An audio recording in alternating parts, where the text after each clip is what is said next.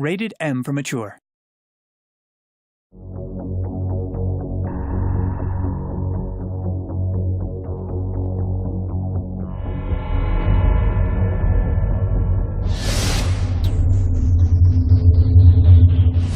At Telltale, when we're looking for a new IP to take on and turn into a game, the first thing we always ask is this a really rich story world, and are there awesome characters?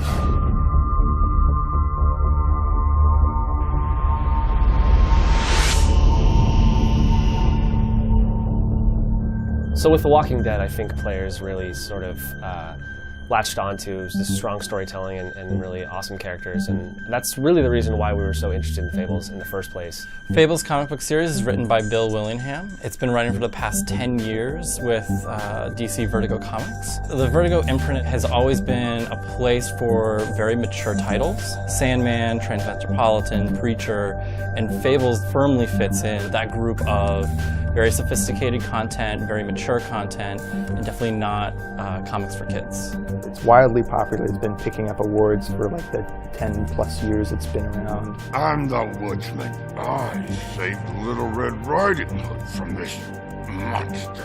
Fabletown is a place in Manhattan where all of the Fables who've been exiled from their homelands, at least most of the Fables, live. And it's kind of hidden from our world, which they describe as the mundane world. They're wearing these things called glamours, which is basically magic to make yourself look like a human. Bigby! I know I don't look human. I'm looking at a 3-foot toad.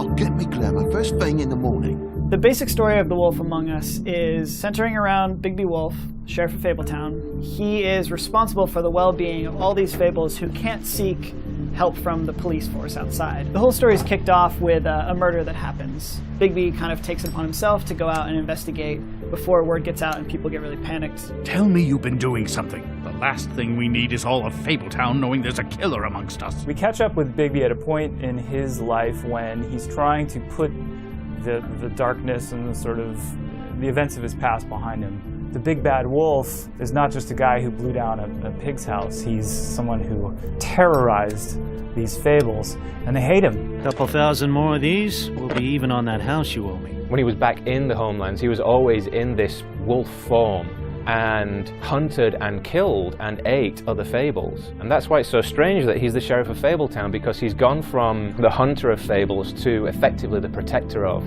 Fables. You ate a lot of people back in your day. I thought we were all supposed to have a fresh start here. I can't change the past. Well, you can't change people's memories either. Bigby isn't actually a werewolf. People might think that he is, but he's actually a wolf. He's a wolf in the form of a man. As far as the game goes, it means that, you know, you're moving around in the mundane world in this human form, but this beast is always inside of you. What's the matter, Bigby? Tempted to take a bite? I guess those days are behind you. Come on out, you dog! A lot of the game is about the control of power. When are you going to wolf out? Or when are you going to, grab someone by the collar? Like, those moments need to be chosen very carefully. This is all getting a bit stressful, all right? I have my limit, Toad, and I think we reached it 10 minutes ago. We want players to feel the power that Bigby has within him. It was really important for us to be able to really capture that essence of what it's like to be this powerful creature. Get out of the way before you get the axe again. Woody, I'm gonna break your face. Is that a fact? You gotta calm down.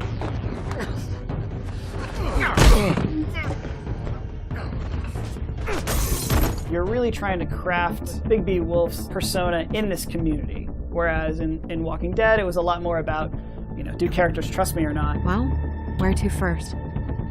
The decisions that you make will affect the story that you experience. Not only that, will affect, as part of that story, how other characters within the game will treat you. I feel like we've met before. We all sort of knew each other at one point or another. My first reading of the Fables comics, I immediately realized how great these relationships are. They're complicated, they're adult. That is, I think, one of the things we do really well here too, which is complex relationships with characters who are deep and fleshed out, and giving the player the control to say, okay, what would you do? What if?